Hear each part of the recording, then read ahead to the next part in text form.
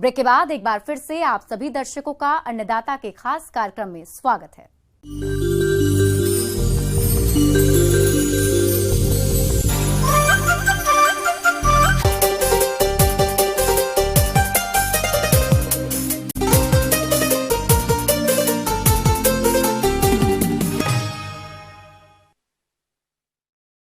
राज्य के कई किसान कम पानी और कम समय में अच्छी आमदनी लेने के लिए मूंग की खेती समय समय पर करते रहते हैं, लेकिन इसकी भरपूर पैदावार लेने के लिए किसानों को उन्नत बीज से लेकर फसल के सारे प्रबंधों को वैज्ञानिक तौर तरीकों से आधार पर करना होगा। तो आप कैसे करें मूंग की उन्नत तरीके से खेती, इस बारे में देखिए हमारी ये खास रिपोर्ट।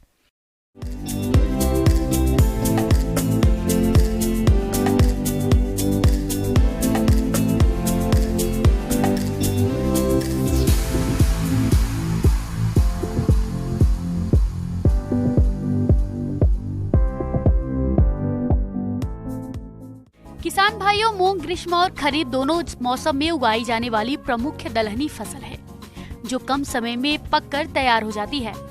इसके दाने का प्रयोग मुख्य रूप से दाल के लिए किया जाता है।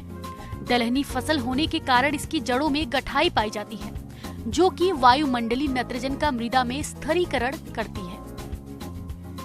मूंग की फसल से अधिक उत्पादन लेने के लिए उन्नतशील प्रजातियों का चयन करना जरूरी होता है।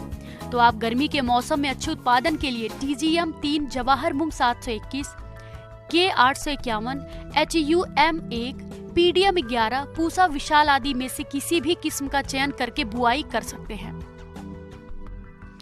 मूंग की खेती के लिए दोमट से बलुअर दोमट भूमियां जिनका pH मान 7.0 से 7.5 हो, इसके लिए उत्तम है। इसके अलावा खेत में जल निकास की उत्तम व्यवस्था होनी चाहिए।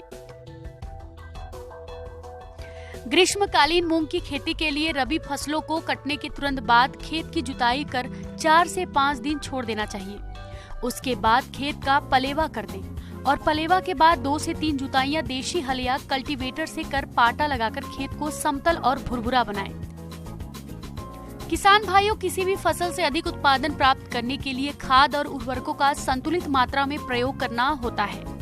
इसी बात को ध्यान में रखते हुए मूंग की फसल में nitrogen 20 kilogram, phosphorus 40 kilogram, potash 20 kilogram और गंधक 25 किलोग्राम प्रति हेक्टेयर की दर से खेत की तैयारी के समय आधार खाद के रूप में उपयोग करें।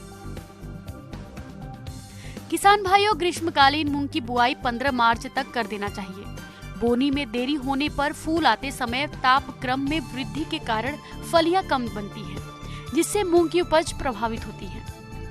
किसान भाइयों, गर्मी में कतार विधि से बुआई के लिए मूंग का 25 से 30 किलोग्राम बीज प्रति हेक्टेयर पर्याप्त होता है, लेकिन रोगों के प्रकोप से फसल को बचाने के लिए बुआई से पूर्व बीज को कार्बेंडाजिम दवा 3 ग्राम प्रति किलोग्राम बीज की दर से बीज को उपचारित करने के बाद इस उपचारित बीज को राइजोबियम कल्चर की 5 ग्राम मात्रा प्रति किलो बीज के हिसाब से उपचारित करके ही बुआई करें। गर्मी के मौसम में इस फसल से अच्छा उत्पादन प्राप्त करने के लिए हल के पीछे कतारों में बुआई करना उपयुक्त रहता है। तो मूंग फसल के लिए कतार से कतार की दूरी 20 से 22 सेंटीमीटर रखी जाती है और पौधों से पौधों की दूरी 10 से 15 सेंटीमीटर रखते हुए 4 सेंटीमीटर की गहराई पर बोनी करें। मूंग की फसल में निंदा नियंत्रण सही समय पर नहीं करने पर फसल की उपज में 40 से 60% तक की कमी हो सकती है। फसल व खरपतवार की प्रतिस्पर्धा की क्रांतिक अवस्था मूंग में प्रथम 30 से 35 दिनों तक रहती है। इसलिए प्रथम निदाई गुड़ाई 15 से 20 दिनों पर और दूसरी 35 से 40 दिन पर करना चाहिए। लेकिन श्रमिक अधिक लगने से फसल की लागत बढ़ जाती है। इन परिस्थितियों में निंदा नियंत्रण के लिए निंदानाशक रसायन का छिड़काव करने से भी खरपतवार का प्रभावी नियंत्रण किया जा सकता है। इसके लिए आप पेंडिमिथिलीन दवा की 3.3 लीटर दवा को 700 लीटर पानी में घोलकर प्रति हेक्टेयर की दर से बीज बुआई के 72 घंटों के अंदर छिड़काव करने पर मूंग की फसल में खरपतवार नहीं उगते हैं। किसान भाइयों, मूंग की फसल में बसंत और ग्रीष्म ऋतु में 10 से 15 दिन के अंतराल पर सिंचाई की आवश्यकता होती है। फसल पकने के 15 दिन पूर्व सिंचाई बंद कर देना चाहिए।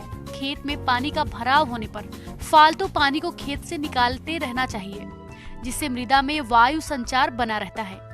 तो किसान भाइयों, इन बताई गई बातों को ध्यान में रखते हुए यदि आप गर्मी के मौसम में मूंग की खेती करते हैं तो आपको आने वाले समय में अधिक उत्पादन की प्राप्ति होगी।